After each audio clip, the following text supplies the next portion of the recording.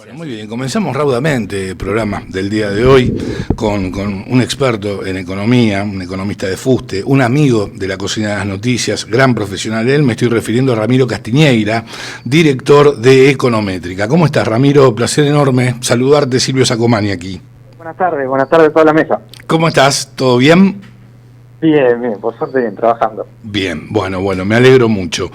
Bien, el primer tema que quiero abordar con vos tiene que ver con lo que manifestó la vocera del Fondo Monetario Internacional en el día de hoy, Julie Kozak, en torno, bueno, a lo que seguramente se va a concretar en torno al nuevo programa entre el Fondo Monetario y la República Argentina. Pero dijo que va a contener un conjunto consistente de políticas monetarias, fiscales y cambiarias. Comentame, básicamente, o traducime lo que quiso decir. A ver, recordemos que durante la gestión de Alberto Fernández, el FMI hizo caso, ¿no? Hizo la vista gorda porque realmente no cumplió absolutamente ninguna de las medidas o de lo pactado. No cumplió en el stock de reservas, en la emisión monetaria, en la magnitud del déficit fiscal, nada del acuerdo se terminó cumpliendo. Lo que, no obstante, pese a que no se cumplía, el FMI terminaba igualmente aprobando el acuerdo, si querés, salvo ya cuando perdió las elecciones, ahí ya no se renovó más el acuerdo en ese momento. ¿Por qué voy a esto? Porque después Javier Milei, en el primer año de gestión, hace con creces muchísimas de las cosas que Alberto Fernández nos animó. De esto es equilibrar las cuentas públicas, apagar la emisión monetaria, ¿no? Sanear el balance del Banco Central, liberar los precios regulados, ponerle los precios de las tarifas acorde, equilibrar la magnitud del Estado, ¿no? Todas estas cosas que sin ningún acuerdo ya Javier Milei avanzó, el presidente Javier Milei ya avanzó sobre todas estas cuestiones, por lo cual ahora hacer un acuerdo es casi con muchísima más facilidad. Si el FMI hizo la vista gorda con Alberto Fernández, calcula ahora con Javier Milei, que hizo toda la tarea antes de arrancar el acuerdo. Y que fue mucho más allá. En lo que es el equilibrio en las cuentas públicas. Y que fue mucho más allá de lo que el Fondo Monetario le había solicitado. De hecho, las proyecciones que daba para adelante, según los acuerdos que hacía con Alberto Fernández, todavía hoy no se tendría que haber alcanzado el equilibrio fiscal. Y fíjate que Javier Milei lo hizo en el primer mes de gobierno. Entonces, el punto al que iba es que el acuerdo va a salir por tan simple que por esta cuestión, de que si fue tan con vista gorda durante Alberto Fernández, no puede tomar, no puede ahora hacerse el cocorito y no sacar un acuerdo con el FMI o no, ahora durante la gestión del presidente Javier Milei. Sí. Y ahora, el punto, lo que está diciendo el presidente es que va a buscar que el FMI otorgue un préstamo con dólares nuevos. 20.000 millones puede ser, Ramiro. Mira, ese es un número que está circulando en el mercado, pero no necesariamente va a ser ese el número. La verdad que yo no sé cuál es el número, pero ese es un rumor. Pero bueno, imaginémonos que son 20.000 millones, no tengo ni idea de cuál es el monto, pero tomemos ese rumor que está circulando hoy en el mercado. Sí. El objetivo es tomar esos 20.000 millones y con esos 20.000 millones cancelar deuda que tiene en manos el Banco Central y en consecuencia vos estás saneando el Banco Central, porque le estás dando dólares y sacando deuda pública. Ajá, ¿no? Ayúdame a interpretar lo siguiente, ilustrame en torno a la deuda del Banco Central. Claro. Mirá, este punto no es menor. Vos sabés muy bien que durante la gestión de Cristina Fernández de Kirchner en su segunda presidencia y después de Alberto Fernández en su presidencia, entre los dos se fumaron el equivalente a 70.000 millones de dólares de las reservas del Banco Central. Sí, exactamente. Muy simple. Es decir, ¿por qué el Banco Central no tiene reserva? Porque pasó Cristina y pasó Alberto. Tan simple como eso. ¿En qué magnitud? 70.000 millones de dólares. Por eso hoy el Banco Central está quebrado. No solo eso, sino recordemos que también lo llenaron de las famosas LELIQ. ¿no? Sí. Por una magnitud cercana a unos 60.000 millones de dólares, medido en dólares porque era deuda en pesos. ¿A qué te quiero decir? Vos fíjate que reventaron el activo, se comieron las reservas, reventaron el pasivo, endeudaron el Banco Central en 60.000 millones de dólares, quebraron el Banco Central generando un Banco Central ya sin reservas y completamente endeudado. ¿Qué hizo Javier Milei en la primera parte de su gestión? Saneó el pasivo. ¿Cómo fue que saneó el pasivo? Sacarle todo lo que eran las LELIQ y los pases. Ahora el Banco Central ya toda esa deuda no la tiene, quedó en nombre del Tesoro. Sí. Y ahora lo que está haciendo es, si finalmente sale el acuerdo con el FMI, es tomar dólares, es revertir lo que había hecho Cristina o Alberto, ¿no? Es tomar dólares, dárselos al Banco Central y sacarle los títulos públicos. Está claro. En consecuencia, un punto no menor, fíjate que en la deuda consolidada no aumenta, porque si se endeuda con el FMI para desendeudarse contra el Banco Central. Claro, por supuesto, ¿no? Entiendo. Entonces, y ahora miremos nada más que el Banco Central ahora tendría más reservas en el activo, por primera vez tendría reservas después del paso de Cristina y Alberto, y ya no tendría deudas en el pasivo. En consecuencia, es en línea con la idea de sanear el Banco Central para sanear la moneda argentina, para que Argentina no tenga inflación. Bien, está claro. Ahora, lo que sostiene el fondo cuando habla en torno a este nuevo programa, ¿sí? Cuando hace hincapié en el nuevo programa, destacando que va a hacer foco en las políticas cambiarias, ¿se puede leer como que le va a solicitar a la Argentina que devalúe el peso? ¿Que haya devaluación, quiero decir? Mira, se puede leer con lo que es algo obvio y que es objetivo de este gobierno, que es liberar en algún momento de este año el mercado cambiario y que Argentina tenga, como el resto de los países libres, civilizados y democráticos, un mercado cambiario libre y único, ¿no? Nuevamente, la destrucción esa que estábamos hablando del Banco Central terminó no solo en la hiperinflación que había dejado plantado Alberto Fernández, con una inflación que llegó a un pico del 300% al principio del 2024, ¿no? Sino también toda esa emisión monetaria que había generado, ¿no? Con todo ese proceso inflacionario, y sumado a la destrucción del Banco Central, ¿no? En lo que recién estábamos contando, sí, de las reservas. Sí, exacto.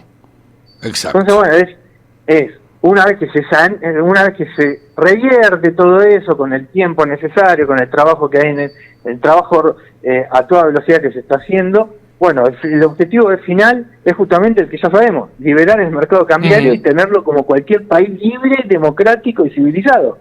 Entonces, dejar de copiar la política cambiaria, ¿no? O sea, esto de restricciones al mercado cambiario solo existen en Cuba, en Venezuela, no existen en los países democráticos y libres. Seguro. ¿No? Pero, bueno, el Javier está trabajando a máxima velocidad para sacarnos todo el kirchnerismo de las restricciones cambiarias y, en consecuencia, tener un mercado cambiario libre como cualquier parte del mundo civilizado. Claro, a eso se refiere el Fondo Monetario Internacional, entonces, no a la devaluación.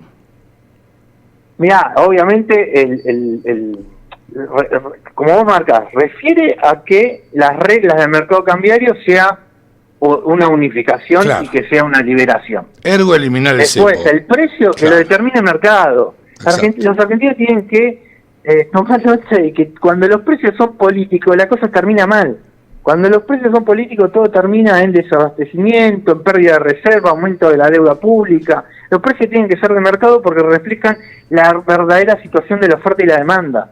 No es una subjetividad mirá, las señales de precios son importantes porque son lo que permite equilibrar los mercados, sea el mercado de tomate o el mercado de dólares. Lo que hacía el kirchnerismo era no dejar operar las señales de mercado y, en consecuencia, si no había señales, no hay oferta; si no hay oferta, no hay inversión; si no hay inversión, hay desabastecimiento; si hay desabastecimiento, también hay falta de empleo. Entonces, vos fíjate lo que hace el no dejar operar las señales de precios. Finalmente termina pobreza para todos. Por supuesto. Y riqueza para ellos, que de eso se trata el populismo, ¿no es cierto? Lamentablemente también la realidad te da la razón. Ramiro, ¿cómo estás? Javier Manzano te saluda. ¿Qué tal, Javier? ¿Cómo estás? Bien, bien, gracias. Ahora, viendo todo esto, ¿no? De lo que logró justamente en gran parte Milei en su primer año de gestión, pero y viendo lo que está pasando justamente ahora, bueno, con el tema del cripto y todo lo demás. ¿Cómo crees que pueden reaccionar los mercados, ¿no? Si los inversores, sabiendo que también hay mucho DNU, está nombrando todo por DNU y no está pasando por el Congreso? Por ejemplo, tiene pensado sacar por DNU justamente el acuerdo del FMI. A ver, hay que entender, el DNU es una herramienta constitucional, punto número 1. Punto número 2, no saltea al Congreso el DNU, lo que hace es acelera los tiempos del Congreso, lo cual no es lo mismo, no es menor la diferencia. Tal cual. No es que lo hago por DNU como si no existiera el Congreso, no. El DNU hace de que eso ya, por necesidad y urgencia, suponete el decreto ya se pone en vigencia desde que se firma, y después tiene un plazo de 90 días para explayarse todo el Congreso Nacional en, por ejemplo, si quiere revertir algún decreto en particular. Entonces, el punto no es menor porque no es que trabajar con DNU es sacar al Congreso, no, es acelerar los tiempos del Congreso. El Congreso tiene 90 días, se puede juntar y decir, no, ¿viste el DNU que firmaste hace 3 meses? Bueno, ese no va. Listo, ya se cae. O incluso el Poder Judicial también tiene el Poder Judicial tiene la misma potestad porque es la división de poderes. Che, ¿viste ese DNU que vos firmaste? No, no va ese DNU. En consecuencia, no es que salta la Constitución, no es antidemocrático, es parte de la democracia y es parte para acelerar los tiempos que a veces el Congreso o el Poder Legislativo evidentemente no quiere obrar. No, justamente a lo que yo me refiero es eso, no es que sea anticonstitucional, obviamente, bueno, tenemos justamente controles constitucionales acá en Argentina que funcionan perfectamente bien, a veces se exceden un poco, pero a lo que me refiero es que se está justamente por ahí apresurando, ¿no? Nombrando por mucho DNU y a veces el Congreso está tirando para atrás un montón de cosas, pues sabemos que es totalmente adverso, no tiene un músculo político grande Milei como para trabajar tranquilo. Entonces, bueno, a eso me refiero. ¿Cómo ve el mercado? Dice, bueno, sí, me nombra por DNU una cosa, pero después el Congreso tira todo para atrás, no puedo invertir, ¿qué hago? A ver, acá ya entramos en el terreno político. Argentina está intentando de cambiar el modelo económico y hay toda una legión de políticos que vivieron del modelo viejo que están haciendo todo lo necesario para que Argentina no cambie de modelo económico. Exactamente. En consecuencia, cualquier propuesta de ley y cualquier propuesta de DNU que busque modificar el modelo económico, toda la legión corporativa de la Argentina del siglo pasado que vivió de la política va a intentar demorar, entorpecer, dilatar lo máximo posible o impedirlo directamente el cambio del modelo económico. Entonces hay que entender de esa manera, porque no es el Congreso no es que no está operando porque no sé, tiene algún problema, no. Si a veces no se logra el quórum es nada más que justamente porque también le tiene minoría en ambas cámaras y en consecuencia aprovecha la oposición en cuidar el viejo modelo económico corporativo que hizo colapsar la Argentina y por lo tanto por eso se encuentran estas trabas. Y encuentra el Ejecutivo con el DNU y dice, muchachos, si ustedes no se quieren ni juntar a discutir, no hay problema, yo lo hago con el DNU y después ustedes tienen un plazo de 90 días como para juntarse a discutir entonces por el DNU tal o el DNU cual, por dado que no quisieron discutir la ley cual o el pliego del juez tal.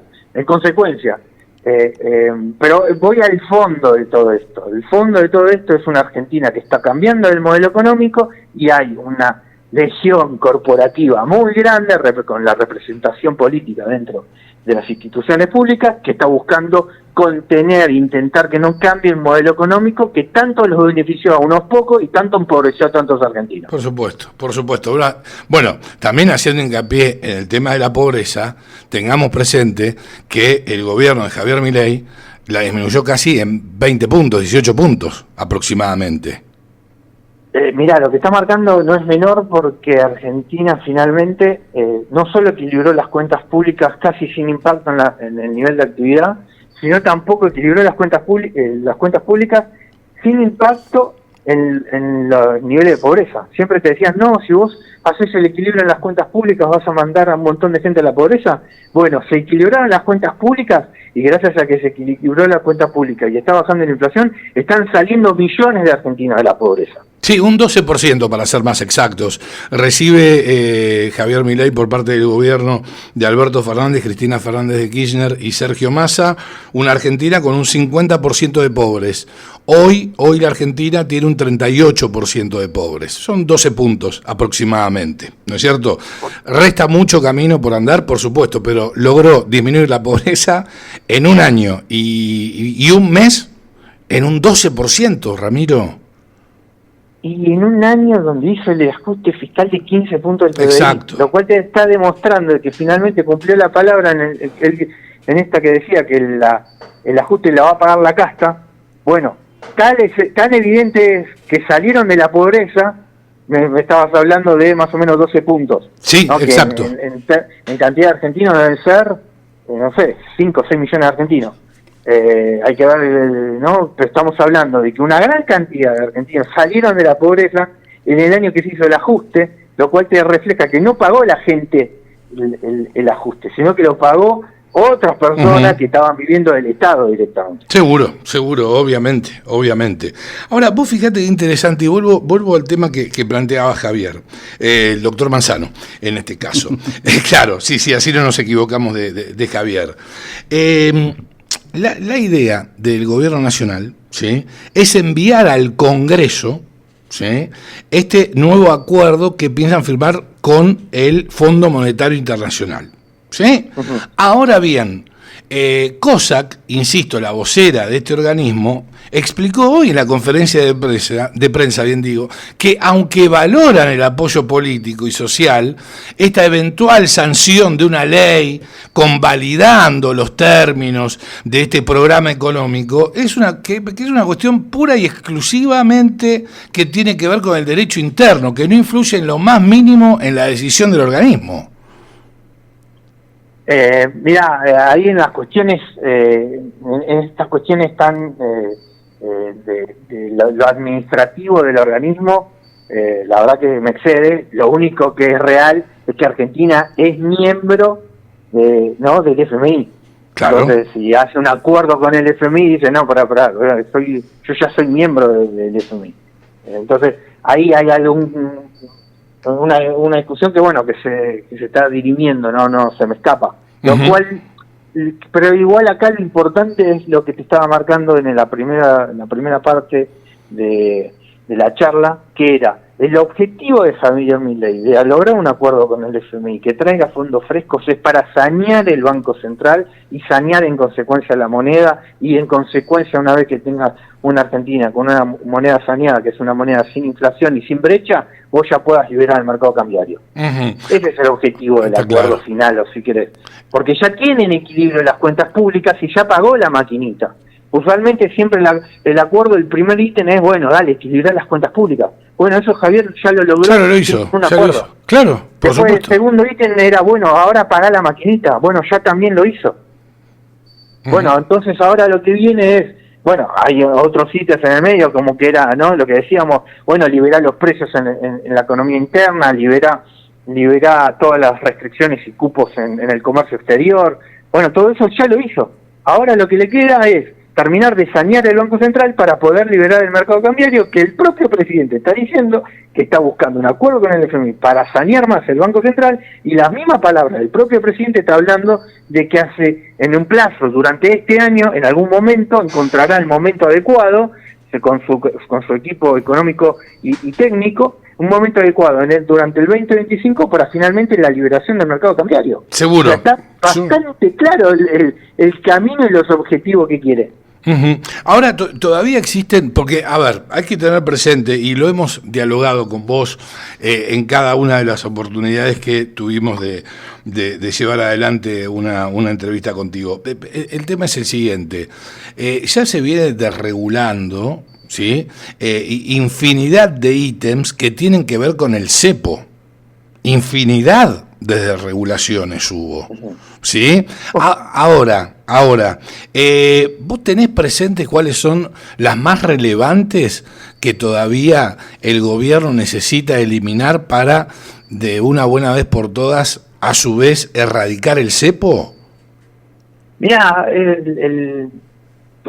justamente como el kirchnerismo iba impidiendo que los propios ciudadanos accedan al mercado cambiario y le cerraban las puertas por todos lados, y de repente los argentinos a la cubana, así como el cubano no podía acceder al mercado de cambio, el argentino en democracia tampoco podía acceder a un mercado libre de cambio. Bueno, lo que se está haciendo es un trabajo donde se está desarmando todos los días regulaciones que están...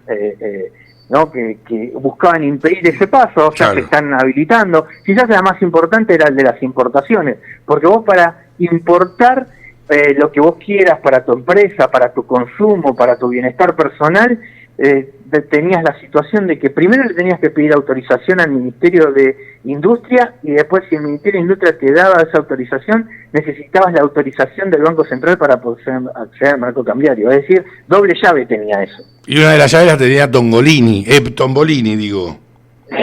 Bueno, fíjate que hoy esas dos puertas no existen más. Vos lo que quieras importar hoy, siendo un ciudadano, doble clic en Amazon y te lo trajiste. Ya está. De hecho, hoy hasta incluso con Mercado Libre. Sos un importador porque tenés una empresa, ya no tenés que ir a rogarle a un burócrata de turno que primero te habilite importar ciertos tornillos y después rogarle al Banco Central que te habilite el pago de los tornillos. Todas esas pavadas que lo que único que hicieron no solo fue coartar las libertades económicas de los argentinos, el propio gobierno coartando las libertades económicas de los propios argentinos, ellos para reventar el Banco Central, porque finalmente reventaron el Banco Central. Bueno, todas esas cuestiones ya, hoy, ya te digo, hoy el ciudadano si quiere comprar en Amazon, doble clic. Hoy el importador, la pyme de la vuelta de tu casa, el taller mecánico, si se quiere traer un carburador importado por algún producto que está haciendo de algún auto en particular, doble clic y se lo trae. ¿No? Y si la empresa no le necesita autorización ni ningún burócrata, ni tampoco del propio Banco Central. Va, exactamente. Habla con el proveedor del exterior, le paga y se acabó. Entonces, vos fíjate cómo los argentinos van recuperando la libertad económica y en consecuencia la posibilidad de hacer negocios y en consecuencia la posibilidad de generar empleo. Mirá, vos fíjate qué interesante lo que planteaba y está un paréntesis antes de ir al tema que quería abordar. Recordemos también que el kirchnerismo ha beneficiado a infinidad de empresarios a hacerlos cazar en el zoológico, ¿no es cierto? Sí, los famosos empresarios prebendarios. Por eso también las trabas a las importaciones. Bueno, justamente, porque cuando vos pones una traba, una barrera, ¿no? Después tenés el burócrata que te dice qué argentino pasa y qué argentino no pasa. Claro, exacto. Oye, pero ¿cómo puede ser si yo tengo el mismo DNI que el otro? El DNI también me lo hizo, ¿no? El Ministerio del Interior. ¿Que mi DNI no vale y el DNI de al lado tuyo solo porque es amigo tuyo sí vale? Entonces vos fíjate cómo, claro, ahí se armaba lo que se resume en una Argentina corporativa. Exactamente. Que una Argentina donde hay argentinos que tenían privilegios, lo que resumía Javier Milei con la idea de casta, claro, y otra Argentina que tenían la ñata en el vidrio, como quien contaba el tango, ¿no? Exacto. Es decir, y entonces vos armabas, pese a que los dos tienen el mismo DNI, los dos tienen diferentes privilegios, ¿no? Diferentes derechos, ¿no? Bueno, todo eso es lo que se está desarmando, que todos los argentinos tengan derecho a la actividad económica. Vos fíjate qué interesante lo que dijo en el día de hoy, y a eso iba, el ministro de Economía en el Foro de Inversiones y Negocios en Mendoza, dijo que, que hay precios que realmente son elevados, ¿no es cierto?, en dólares, sí, pero devaluar no es la solución. ¿Sí? Una de las soluciones es eliminar impuestos y la otra es la competencia, ¿no es cierto? Ahora bien, también fue contundente cuando dijo que no se puede perjudicar a 50 millones de argentinos y obligarlos a comprar una remera 5 veces más de lo que vale en el exterior. Allí fue directamente, apuntó directamente a la industria textil argentina, que más allá de la carga impositiva, de la carga tributaria, siempre nos robaron a mano armada. Hay que decir las cosas como son. ¿Cómo puede ser que un jean en los Estados Unidos, un vaquero en los Estados Unidos, salga a $70 y acá 140? A ver, yo te puedo creer unos $85 que des acá por el tema impositivo, la carga tributaria, en fin. Bueno, está bien. ¿140? Me parece que no. La estás marcando en los dos grandes componentes de por qué están inflados los precios. Uno es, Argentina tiene una carga impositiva que es excesiva en la comparación internacional y hace que los precios internos sean más caros. Y después la otra, que Argentina tiene un proteccionismo que busca que la competencia finalmente o toda la oferta del exterior no llegue, y en consecuencia terminan cazando unos pocos en el zoológico. Entonces queda claro lo que hay que hacer, que es lo que está haciendo actualmente el gobierno. 1, bajar impuestos. 2, desregulación económica. Y después muchos argentinos que siempre dicen no, porque la industria nacional, porque hay que defender y bla bla bla. Después son los primeros que cuando viajan al exterior se traen 3 valijas de ropa. Exactamente. Porque pero eso es literal. Todo el circo que hacen los argentinos en Ezeiza es proporcional a todas las barreras para el ingreso de bienes del exterior. ¿Entendés? Sí, totalmente. Un punto no menor. Claro que no es menor. El comercio libre, el comercio tiene que ser libre entre países libres.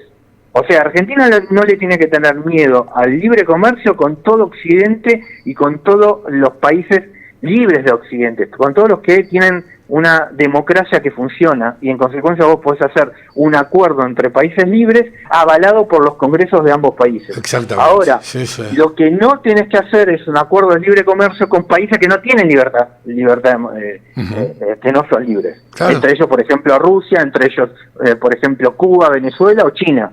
En consecuencia, cuando sean libres y democráticos, ahí nos sentaremos. Mientras tanto, es acuerdo de libre comercio con los países libres. El comercio libre con países libres, tan simple como eso. Y después, con el resto del mundo, con los no democráticos, por ejemplo, te voy a poner un ejemplo. Imagínate, te querés traer los habanos de Cuba, ¿no? No hay manera que te garantice el que te trae el importador de habano de Cuba que no tiene explotación infantil.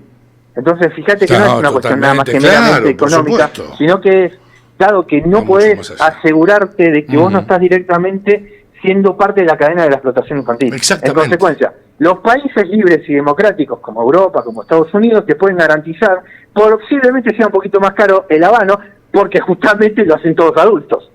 Después el otro, que si lo quiere hacer explotando a menores y por eso después lo quiere vender más barato, pues si no, pero ya no voy a jugar en eso. Entonces, por eso tiene que ser muy simple la regla. El comercio es libre con los países libres. Con las dictaduras y con los regímenes totalitarios, eso se negocia mercado por mercado, sector por sector, empresa por empresa. Ahora, Ramiro, justo, respondiste parte de la pregunta que te quería hacer con respecto a los acuerdos de libre comercio. ¿Qué tanto justamente puede también ayudar o complejizar justamente para la industria argentina este posible acuerdo de libre comercio con Estados Unidos? Sería algo espectacular para toda la macroeconomía argentina. Obviamente que el que está acostumbrado o el que está cazando en el zoológico y sí va a encontrar una preocupación, pero ojo que si se amolda rápido, también va a encontrar rápido el negocio. No es que no se va a dar cuenta cómo va a ser el negocio.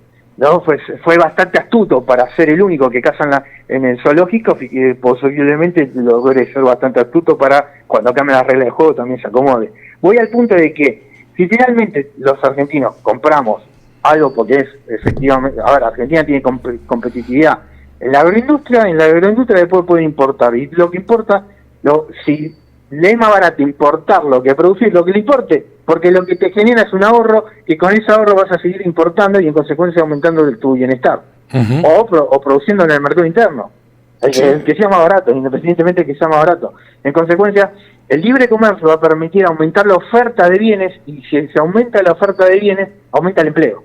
Sí, obviamente, pero a su vez, tenés la posibilidad de exportar también tus productos, lo cual no es un dato menor. Y además pero también tengamos presente, porque cuando en líneas generales, ¿no es cierto? No todos, un sector de la sociedad dice, no, porque se importan los productos, pero los bienes se importan, pero no tienen presente que hay bienes de capital, que no son todos bienes de consumo, y que los bienes de capital precisamente colaboran, ¿sí? Para que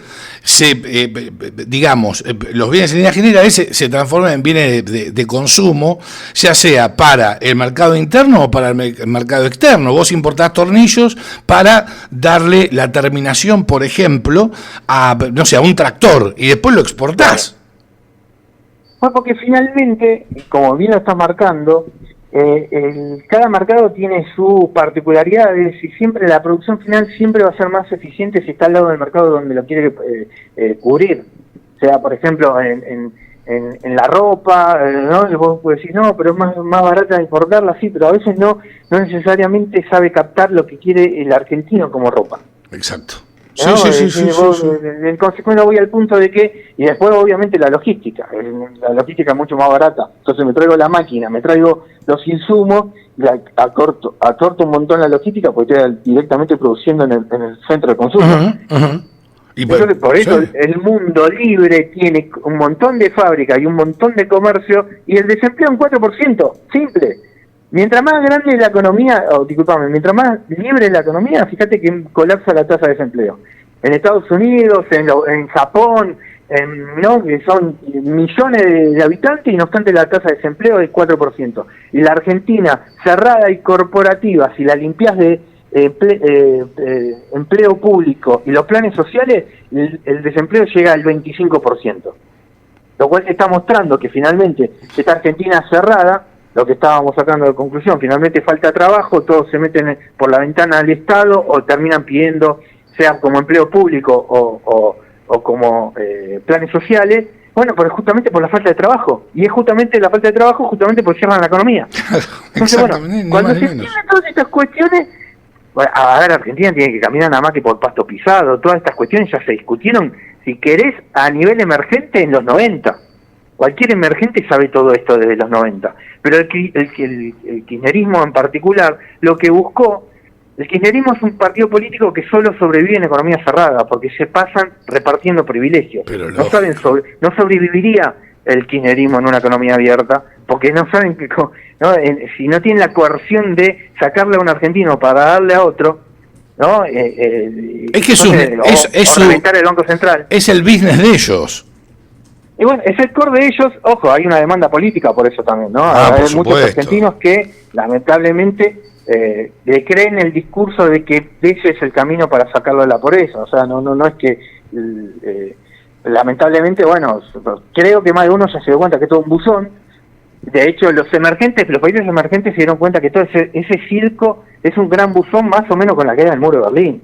De esa fecha más o menos todos se dieron cuenta. Por algo Argentina en los 90 también se sumó a la globalización. Claro. Pero no fue nada más que Argentina. Correcto. Fue toda Latinoamérica, fue todo Occidente. O sea, muchacho, el socialismo ya fue. Lo único que saca a la gente de la pobreza es el capitalismo. Si no, ¿cómo puede ser que Cuba siendo la emblema del socialismo, tiene salario de $30 y Estados Unidos tiene salario de $4.000? Sí, totalmente de acuerdo. Ramiro, qué lindo que nos hayas acompañado nuevamente. Para nosotros siempre es un gusto escucharte y bueno, precisamente que estés al lado nuestro con tus consideraciones tan válidas y también tan simples, ¿no es cierto? Simplificando lo que es complejo, que no es nada más ni nada menos que la economía. Sí, busco ese ejercicio, ¿no? De intentar simplificar, como bien lo marcaba, simplificar algo complejo y desmitificar, ¿no? Porque Argentina tiene muchos mitos. El mito de que la economía cerrada cuida el empleo, vos fíjate, recién estuvimos hablando de eso, o ya algo que me parece que ya los argentinos se dieron cuenta que también era un mito no, porque el déficit fiscal estimula la economía. No, hermano, vos fíjate, lo único que estimuló fue la inflación y la pobreza. Ni más ni menos. Entonces, el desmitificar todos estos todas estas cuestiones, ¿no? El que la emisión no genera inflación, te lo decían políticos de primera línea, te lo decía Cristina para abajo. No hay problema, nosotros podemos emitir y no va a generar inflación, te lo decía Alberto Fernández, te lo decía, quien era en su momento el presidente del Partido Radical también, decía, no, en plena cuarentena, no me acuerdo el nombre ahora, no, emitan, no hay problema. Sí, mirá cómo terminó, con 300% de inflación terminó. Totalmente. Yo ni me quiero acordar del nombre. Sí, desmitificar todo eso es lo que permite llegar al diagnóstico correcto, y una vez que se llega al diagnóstico correcto, tomar las medidas más acertadas. Pero ahora con Internet y viendo la globalización es mucho más simple, es copiar nada más que el que hizo la cosa bien. Pero Argentina tuvo la loca idea que copiando a Cuba y a Venezuela le iba a ir bien. No me digas cómo sacó esa conclusión, pero bueno, nos pasamos en casi más de una década creyendo que copiando a Cuba y Venezuela, y al grito de al carajo, que era lo mismo de nosotros no vamos a comerciar con nadie y nos cerramos la puerta, pese a que somos un país chico y pobre encima. Sí, así fue el negociado que hizo Kirchner con Chávez en ese momento también. Exactamente, pero bueno, cambiaron los como diría el tango nuevamente, el cristal con que se miran las cosas, y hay un cambio de paradigma, un cambio de mentalidad del argentino, y un cambio que entiendo que es para bien, porque va a permitir que la Argentina se sume nuevamente al comercio internacional, que fue finalmente la llave de todos los países para salir de la pobreza. Muchísimas gracias, Ramiro, un placer enorme como siempre, hasta muy pronto. Bueno, abrazo grande. Fuerte abrazo. Abrazo, Ramiro. Adiós, hasta siempre. Ramiro Castiñeira, director de Econométrica, pasaba por la cocina de las noticias, aquí por Continental.